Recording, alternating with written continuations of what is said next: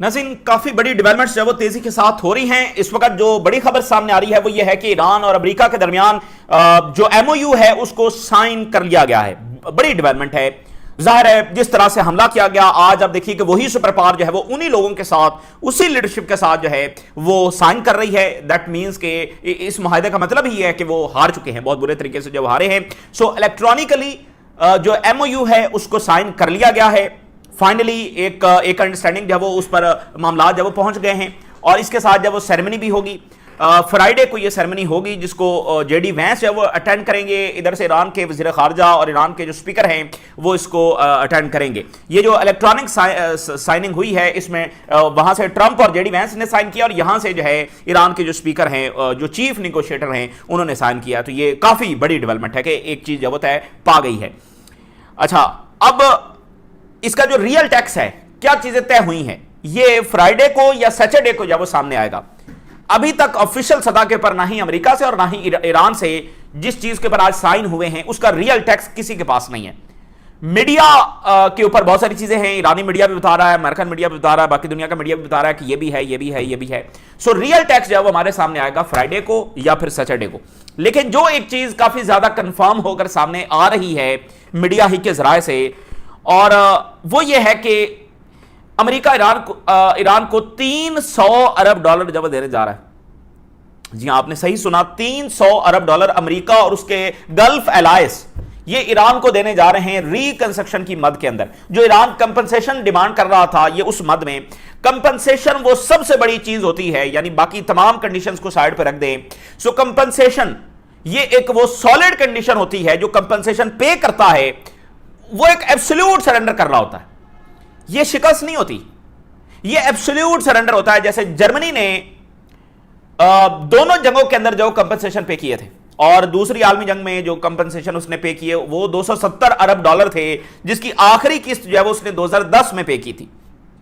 ठीक है ना। सो एक होता है जैसे रूस जो है वो अफगानिस्तान से निकल गया, बहुत बड़ी शिकस्त हुई, बाकी जंगें होती रहती है उसमें शिकस्त होती रहती है, बट जो कंपनसेशन है ये एब्सोल्यूट सरेंडर होता है। अब मुझे ये बता दें कि चले बाकी तो सारी चीजें हो गई, अमेरिका और उसके इत्तेहादी ऐसी क्या मजबूरी आई कि ईरान को 300 अरब डॉलर जब वो देंगे सिर्फ एक मुआहिदा साइन करने के लिए। वो सूरत हाल को नो वॉर नो पीस में भी छोड़ सकते थे। 300 अरब डॉलर उस अमेरिका जिसने पहले 100 अरब डॉलर लगाकर ईरान में तबाही मचाई, अब 300 अरब डॉलर लगाकर जब वो उसको बनाएगा। तो इससे आप अंदाजा लगाइए कि सुपर पावर किस हद तक इसमें जब वो जकड़ी गई थी। जैसे एक रेप्टाइल जो है वो अपने पंजे में किसी चीज को जकड़ लेता है, फिर आप उसको ऊपर से मारते रहें, जो मर्जी करते रहें, वो उसको छोड़ता नहीं है। तो सिर्फ पंजा छोड़ने के लिए ईरान जो है वो अमेरिका और उसके इत्तेहादियों से 300 अरब डॉलर जब ले रहा है। तो जेडी वैंस ने एक इंटरव्यू के अंदर इसी तरह की बात की है। उन्होंने फिगर्स तो कंफर्म नहीं किए हैं, बट उन्होंने ये कंफर्म किया है कि अमेरिका और उसके अलायंस जो है, खासतौर पर गल्फ अलायंस, ये ईरान को रिकंस्ट्रक्शन की मद में पैसे देंगे। ये जेडी वैंस ने अनाउंस कर दिया है कि इंटरव्यू में, ऑल दो कि उन्होंने ये फिगर्स अनाउंस नहीं किए हैं जो 300 बिलियन डॉलर्स के जो चल रहे हैं। कितनी बड़ी बात है, यानी अमेरिका की ऐसी क्या मजबूरी होगी कि उनको यहां तक जाना पड़ा सिर्फ इस ढंग से एग्जिट लेने के लिए। बहुत बड़ी बात है। सो बहुत बड़ी डेवलपमेंट्स वो हो रही हैं। तो बहुत सारी डायमेंशंस के ऊपर हम बात करेंगे और मजीद आने वाले दिनों में बात करते रहेंगे, क्योंकि एक बहुत बड़ा वाकया हो गया ना। ठीक है ना, जो कंडीशंस ईरान ने मनवा ली हैं उसके बाद मिडल ईस्ट जो वो बदल चुका है। तो बहुत कुछ जो है वो डिस्कस होना जो वो बाकी है और बहुत सारे डायमेंशंस के अंदर डेवलपमेंट्स होंगे। देखें, दो चार चीजें अगर हम पहले डिस्कस करें। पहली बात तो यह है कि ये डील मुकम्मल इंप्लीमेंट नहीं होगी जो एमओयू है। इसमें अब आगे चलकर जब वो 60 दिन के निगोशिएशंस होने हैं जो कि मजीद एक्सटेंड भी हो सकते हैं, उसका टाइम फ्रेम भी एक्सटेंड हो सकता है। तो ये सारे के सारे अमेरिका ज़ाहिर है कैसे कमिट करेगा, क्योंकि इससे अमेरिकी सुपर पावर का खात्मा हो रहा है और इससे इसराइल की जो एग्जिस्टेंस है वो दाव पर लग चुकी है। इसराइल ईरान की इतनी बड़ी फतह के साथ एग्जिस्ट कर ही नहीं सकता। सो अमेरिका इन सारी कंडीशंस को इंप्लीमेंट नहीं करेगा, ऑल दो ईरान इस बात को जानता है और इसलिए वो मेजर चीजें मनवा रहा है। जैसे वो कह रहा है कि साइनिंग के साथ ही हमें इमीडिएट एक्सेस दी जाएगी, हमारे जो फ्रोजन फंड्स हैं वो उसने मनवा लिया, लेबनान के ऊपर उसने मनवा लिया। फिर आप देखिए कि उसके मिसाइल प्रोग्राम के ऊपर कोई कदगन नहीं है, तो ईरान धड़ाधड़ जब वो तैयारी कर रहा होगा। तो ये डील जो है, ये एमओयू जो भी इसको कहें, सो ये मुकम्मल इंप्लीमेंट नहीं होगा। ये डिस्कशन हो रही है और ये सबसे बड़ा डाउट है कि ये किस हद तक आगे मामला जब चलेगा। सो पहली बात तो ये होगी, इस पर हम मजीद डिस्कस करते रहेंगे। दूसरी बात, ये काफी खुशाइंद है डेवलपमेंट, लेकिन जंगें खत्म नहीं होंगे मिडिल ईस्ट में। और मिडिल ईस्ट के साथ आप अफ्रीका को भी जो है वो कनेक्ट करें। अब मिस्र जो है वो मिडिल ईस्ट में आता है, तो मिस्र कनेक्ट है जो कुछ मिडिल ईस्ट के अंदर हो रहा है। सूडान, सोमालीलैंड, ये नए फ्रंट्स हैं जो खुलने हैं, और जो पुराने फ्रंट्स हैं वहां पर एस्केलेशन होगी। अब देखें गजा का क्या होगा, इजरायली फौज क्या गजा के अंदर ही मौजूद रहेगी? तो जंगें तो खत्म नहीं होंगी। जब तक ये कॉलोनी एग्जिस्ट करती है तब तक यहां पर जब जंगें खत्म नहीं होंगी। वो आएंगी, किसी और अंदाज में आएंगी, कोई नए फ्रंट्स है वो खुलेंगे। सो ये एक बात तो आपने ज़हन में रखनी। ओवरऑल ये डेवलपमेंट्स अच्छी हैं, बट ये चीजें साथ साथ होती रहेंगी। इसके साथ ईरान और वेस्ट की जो रिकंसिलिएशन है उसका एक प्रोसेस जब शुरू होगा। ईरान हमेशा से वेस्ट के साथ रिकंसिलिएशन, एक अच्छे ताल्लुकात का ख़्वाह रहा है, इसलिए उसने अमेरिका के साथ न्यूक्लियर डील की, वेस्ट के साथ, यूरोप के साथ से ताल्लुकात रखे, तो उसको हमेशा इसराइल ने रोका है। जैसे मौजूदा जो ईरान के सदर हैं, जब इलेक्शन हो रहा था तो वेस्टर्न मीडिया इनके बारे में बड़ी अच्छी अच्छी चीजें जब लिख रहा था, ये बड़े रिफॉर्मिस्ट हैं, ये वेस्टर्न मीडिया लिख रहा था। जिस दिन इनका ओथ सेरेमनी था उसी दिन इस्माइल हानिया को वहां पर शहीद कर दिया गया, ताकि ये जो नई गवर्नमेंट आई है ये पहले ही दिन ऐसी मुश्किलात का शिकार हो जाए, ये पहले ही दिन ऐसी जंग में पड़ जाए कि वो जो वेस्ट के साथ रिकंसिलिएशन का प्रोसेस है वो तो फारिग ही हो जाए, और जो अरबों के साथ रिकंसिलिएशन का प्रोसेस है वो फारिग ही हो जाए। क्योंकि इसराइल समझता है कि अगर ये हो गया, ईरान पर सैंक्शन खत्म हो गई, ईरान और वेस्ट के आपस में ताल्लुकात बेहतर हो गए, तो इसराइल कहां अपनी खेल खेल सकेगा। ईरान अरब ताल्लुकात बेहतर हो गए तो इसराइल कहां अपना खेल खेलेगा। इसराइल तो चल ही ऐसे रहा कि अरब आपस में लड़ रहे हैं, अरब ईरान लड़ रहे हैं, तुर्की मिस्र लड़ रहा है, तो ये इनकी लड़ाई में इसराइल अपना खेल खेल रहा है। मुझे बताएं, ईरान, तुर्की, मिस्र और सऊदी अरबिया इकट्ठे हो जाएं तो इसराइल जब वो फुदक सकता है कहीं पर? आप मुझे बताएं क्या कर लेगा इसराइल? अभी सिर्फ एक ईरान ने फैंटी लगाई, और ये बात ध्यान में रखें कि ईरान मिलिटरीली तुर्की से कमजोर है और ईरान मिलिटरीली पाकिस्तान से कमजोर है। तो अगर ये 4-5 मुल्कों का ब्लॉक बन जाए और ईरान पर सैंक्शन भी ना हो तो ये इसराइल का बनेगा क्या? ठीक है ना। सो ईरान और वेस्ट की रिकंसिलिएशन, जिसको आज जेडी वैंस की स्टेटमेंट में आपके साथ शेयर करता हूं, जिसमें जेडी वैंस ने बाकायदा इस प्रोसेस की बात की है। सो ईरान और वेस्ट, ईरान यानी यूरोप, ईरान अमेरिका, इनकी जो रिकंसिलिएशन, इनके रिलेशंस हैं, इसमें एक कोशिश होगी, वो कितनी कामयाब होगी वो कुछ कह नहीं सकते, कि ताल्लुकात जब वो बेहतरी की तरफ जाएं। ईरान की एयरलाइंस वहां पर, अब देखें ईरानी लोग जो हैं वो वहां पर जाकर अपना अकाउंट तक नहीं खोल सकते, पहले भी हम बात करते रहे, तो वो ये है कि पीपल टू पीपल कॉन्टैक्ट हो, ये वो सारी चीजें आगे बढ़ाई जाए।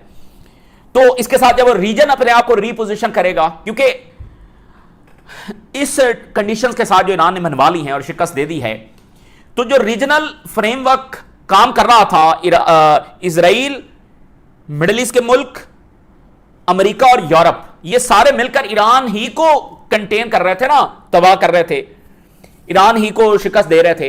ये सारा फ्रेमवर्क जब वो ईरान ही के खिलाफ काम कर रहा था ना, तो वो फ्रेमवर्क तो अब कोलैप्स हो गया है। अरबों ने देख लिया कि इसराइल उनको कितना प्रोटेक्ट कर सकता है, अमेरिका उनको कितना जो प्रोटेक्ट कर सकता है। आज मिडिल ईस्ट की वो हुकूमतें जो अभी कल तक ये कह रही थी कि ईरान पर दोबारा हमला होना चाहिए, इस वक्त वो बिल्कुल सशक्त रह गई हैं कि अमेरिका ने आकर ईरान के साथ वो कंडीशंस मान ली, तो वो इस वक्त कह रही हैं हम वेलकम करते हैं इस एमओयू को, उनके पास कोई ऑप्शन नहीं है इसको वेलकम करने के अलावा। ठीक है ना। और वो आप सोच रही हैं कि अब उनका क्या मुस्तकबिल और वो क्या करेंगे, क्योंकि वो तो अपना सारा कुछ जो है वो अमेरिका और इसराइल पर बैट लगा के बैठी हुई थी, तो वो सारा फ्रेमवर्क कोलैप्स हो चुका है। सो रीजन जो है वो अपने आप को रीपोजिशन करेगा। रीजन है, आप देखें तुर्की मिस्र मजीद करीब आ रहे हैं, सऊदी अरेबिया तुर्की मजीद करीब आ रहे हैं, कतर आप देखें ईरान के साथ ताल्लुकात। सो रीजन ने अपने आप को जब वो रीपोजिशन करना है, बेसिस उस पोजीशन में नहीं रह सकती जहां पर पहले थी। पेट्रो डॉलर का क्या होगा भाई? पेट्रो डॉलर का भी तो कुछ करना है ना, पेट्रो डॉलर उस हैसियत में तो नहीं आगे चल सकता। सऊदी अरेबिया पहले ही कंसीडर कर रहा था कि डॉलर के बारे में अब कुछ किया जाए, और ईरान भी कह चुका है कि हम दूसरी करेंसी जब लेकर आएंगे। सो अभी ऐसा लगता है कि अमेरिका ने ईरान के साथ ये एग्रीमेंट करके, क्योंकि उनको सबसे बड़ा मसला स्ट्रेट ऑफ हुर्मुज़ का है, क्योंकि स्ट्रेट ऑफ हुर्मुज़ में वो अपनी करेंसी भी लागू कर सकते हैं और जो ट्रेड वहां पर होगी उसको रोक भी सकते हैं जैसे वो करना चाहें। सो फिलहाल अमेरिका ने अपने पेट्रो डॉलर ही को बचाने के लिए ये इतनी बड़ी डील की है, क्योंकि पेट्रो डॉलर गया तो अमेरिका की इकॉनमी गई, तो पेट्रो डॉलर अंडर क्वेश्चन आ चुका है। दूसरा यह है कि ये जो इक्वेशन ईरान ने कायम कर दी है, अभी लेबनान में आप सुनेंगे जंगबंदी होगी, बहुत जल्द होगी, इसराइल के पास कोई ऑप्शन नहीं है वहां पर। तो ये जो इक्वेशन कायम हो गई है, ये एंटिटी इस इक्वेशन के साथ सर्वाइव ही नहीं कर सकती। बाकी किसी मुल्क को सर्वाइवल का खतरा नहीं है, इसी एंटिटी को सर्वाइवल का खतरा है, क्योंकि इसको कायम रहने के लिए हर जंग जीतनी है। तो ये तो जंग क्या जीतनी, ये तो हार से भी बहुत बड़ी हार होगी, बहुत बड़ी हार होगी। तो इस इक्वेशन के साथ ये एंटिटी सर्वाइव नहीं कर सकती, तो जरूर इसराइल किसी भी हद तक जाएगा इसको जब वो रिवर्स करने के लिए। सो वो अब क्या क्या इकदाम उठाएगा वो हमने देखना है। और गजा का क्या होगा, देखें, बुनियादी बात तो फलस्तीनी इशू है ना, जहां से ये सारे इश्यूज हैं। लिबिया की जंग, इराक की जंग, शाम, ईरान, ये सारा इसलिए इन मुल्कों को फेल्ड स्टेट बनाया गया, अरबों को इसलिए सब्जुगेट किया गया कि वो फलस्तीन के लिए आवाज ना उठा सकें। बुनियादी मकसद यही था। तो अब फलस्तीन का क्या करना है? गजा में अभी तक आप देखें कि जितनी ह्यूमैनिटेरियन एड जानी चाहिए वो नहीं जा रही, और अभी तक इंटरनेशनल मीडिया को एक्सेस ही नहीं है कि वो गजा में जाकर देख सकें कि एक्चुअली हालात वहां पर हैं क्या। अभी तक फलस्तीनी अपनी बॉडीज मलबे तले से निकाल रहे हैं। तो अभी तो हम कुछ कह नहीं सकते कि गजा में एक्चुअली हो क्या रहा है, समझ ना इस बात को। तो गजा पर सबसे बड़ा जो इम्तिहान है वो आगे आने वाला है। और सोमालीलैंड का सदर यरूशलेम में एम्बेसी खोलने पहुंचा हुआ है। तो सोमालीलैंड की भी फैंटी जो लगनी है, हर सूरत लगनी है, क्योंकि ये मिस्र, सऊदी अरेबिया, तुर्की, ईरान, इन सब के मफादात के खिलाफ है। सबसे बढ़कर चाइना, सोमालीलैंड ने ताइवान का ऑफिस खोल लिया है वहां पर। सो ये चाइना के मफादात के खिलाफ भी है। तो यहां पर कोई ना कोई फ्रंट जो बहुत जल्दी खुलना है। सो ये एक ओवरव्यू है, मजीद इस पर हम बात करते रहेंगे। जेडी वैंस क्या कह रहे हैं, बड़ी इंपॉर्टेंट बात है। कह रहे हैं कि we are extending an open hand to Iran, हम एक दोस्ती का हाथ ईरान की तरफ बढ़ा रहे हैं। अगर वो अपने रिलेशंस हमारे साथ तब्दील करना चाहते हैं, we will change our relationship with Iran. तो हम अपने ताल्लुकात ईरान के साथ अच्छे करने के लिए तैयार हैं। ईरान हमेशा से अमेरिका के साथ अच्छे ताल्लुकात चाहता था। सब्जुगेशन के ऊपर उसका मसला रहा है कि हम सब्जुगेट नहीं होना चाहते। अच्छे ताल्लुकात वो हमेशा अमेरिका से चाहता था और यूरोप से चाहता है। तो आज अमेरिका कह रहा है कि हम आपके साथ हाथ बढ़ा रहे हैं। ये जेडी वैंस की बड़ी अच्छी अप्रोच है, क्योंकि ये जो सैंक्शंस है ना, ये अल्टीमेटली डॉलर ही को कमजोर कर रही हैं। क्योंकि आज जब आप सैंक्शन लगाते हैं तो वो मुल्क डॉलर की उससे बाहर हो जाता है ना, वो फिर अपनी करेंसी में ट्रेड कर रहे हैं, अपना सिस्टम लेकर आ रहे हैं। तो ये अमेरिका के लिए अच्छा है कि ईरान का तेल भी डॉलर में बिके, तो इससे अमेरिका को फायदा होगा। अगर ईरान अपना तेल जब वो डॉलर में बेचेगा तो डॉलर और मजबूत होगा ना। तो आप जितना रशिया का ऑयल आपने डॉलर नेट से जब बाहर निकाल दिया, तो आप जितना सैंक्शन लगाकर मुल्कों को उससे बाहर करेंगे, आप अपना नुकसान कर रहे हैं। तो ये अमेरिकन इंटरेस्ट में है, लार्जर इंटरेस्ट में है कि वो ईरान पर सैंक्शन हटाए और ईरान भी आया अपना तेल जो डॉलर शॉलर में बेचे। तो यानी ये आप देखिए, ट्रंप को एक दफा साइड पर रखें, ट्रंप क्या कह रहा है उसकी कोई अहमियत नहीं है। एक लम्हे वो एक बात करता है, दूसरे जेडी वैंस असल में क्या बात कर रहे हैं, हम ईरान से अच्छे ताल्लुकात के खां हैं। सो ये ईरान वेस्ट रिकंसिलिएशन प्रोसेस है जो कि इजराइल कभी नहीं होने देगा। सो ये आप देखें कि इजराइल ने अपने आप को वहां अटका लिया है कि वो एक नॉर्मल कंट्री की तरह बिहेव करना ही नहीं चाहता। उसको हर जगह डिसाइसिव विक्ट्री चाहिए, उसको हर जगह डोमिनेंस चाहिए, और अगर ये नहीं है तो उसका सर्वाइवल खतरे में है। तो इसलिए हर लिहाज से इस जंग की जो आउटकम्स हैं वो डिसाइसिव ही होंगी।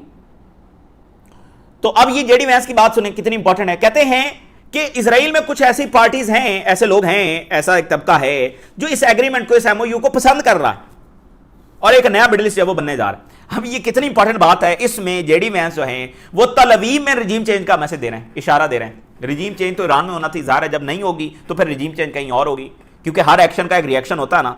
तो अब वो वहां नहीं हुई तो इधर होगी, तल अवीव में। यानी जेडी वैंस ये बता रहे हैं कि ये जो नेतन्याहू इतना फुदक रहा है और इतना ये शोर मचा रहा है, ये तो अमन पसंद है ही नहीं।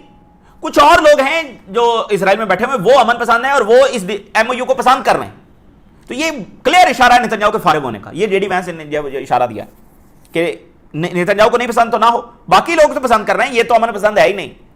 तो ये रिजीम चेंज इन तल अवीव का मैसेज है जो जेडी वैंस ने दिया। वो होगी नहीं होगी वो एक अलग कहानी।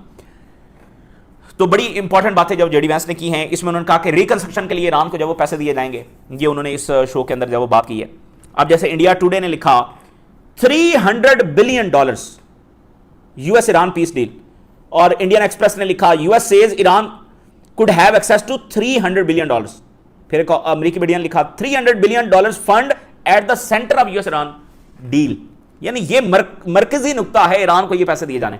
तो अभी तक अमेरिका जब इसका टैक्स सामने नहीं ला रहा, ईरान को तो मसला नहीं है इसका टैक्स सामने लाया, अमेरिका नहीं लेकर आ रहा कि पता नहीं उन्होंने क्या कुछ जो है इसके अंदर मान लिया है। अगर ये इतने बड़े फिगर्स दुरुस्त साबित हुए तो फिर क्या होगा। और फिर साथ ही खबर ये आ रही है कि इस एग्रीमेंट के साथ ही अमेरिका अपनी फौजें जब निकाल रहा है, इसको उन्होंने नाम दिया है कि हम अपनी फौजें रिड्यूस कर रहे हैं। सो अमेरिका यानी अपनी फौजें जब वो यहां से निकाल रहा है, जो बिल्डअप हुआ था वो सारा बिल्डअप जब वो वापस जा रहा है। और तस्नीम न्यूज एजेंसी ने कहा है कि on the final day of negotiation क्या हुआ कि एक और जो चीज इसमें ऐड करवाई गई वो ये थी कि अगर लेबनान पर कोई हमला होता है, वहां पर कोई असैसिनेशन हो जाती है, ईरान पर हमला होता है या कहीं भी एक्सेस रेजिस्टेंस में अटैक होता है, असैसिनेशन हो जाती है, तो फिर अमेरिका के साथ कोई फाइनल एग्रीमेंट नहीं किया जा रहा। एक एमओयू है वो तो साइन हो रहा है, बट एक जो फाइनल एग्रीमेंट होना है वो नहीं साइन करेंगे अगर इन्होंने कोई असैसिनेशन वहां पर की।